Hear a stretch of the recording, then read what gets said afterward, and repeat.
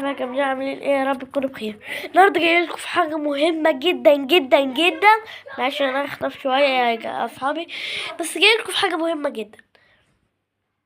متتعبش امك، متتعبهاش ليه تتعبها؟ تستفادي في الاخر، هتستاهل النار، تستفادي النار، كل حاجة هتبقى عيشتك نار. يعني امك دي هي اللي شالتك في بطنها 9 شهور. يعني خف على دمك شوية، خف على دمك، حرام والله حرام. واللي بتكلم عليه ده هو انا وربنا. اللي ما سمعش كلام ماما، اللي ما سمعش كلام امي، برضه كل الحمل عليها. ازيكم يا اصحابي؟ كل الحمل عليها. عايزه اكلمكم يا حمزه. ماشي. وفي الاخر اخرتها ايه؟ اصحابي هطفي على النار. يا اصحابي، وانتوا بقى خدتوا النصيحة، خدتوا ما خدتوش عنكم، ما خدتوا.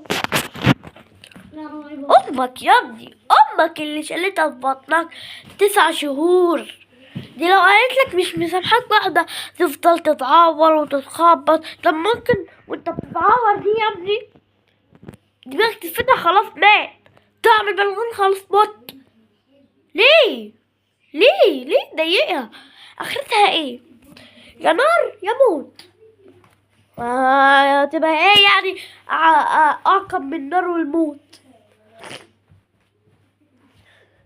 انتوا حرين، خدتوا بالنصيحة خدوا، اسمعوا النصيحة بس الاول، ولو مش عايزين هروح ارميها في البحر. في البحر ليه؟ ودلوقتي خلصنا الفيديو بتاعنا، معلش هو دقيقتين بس.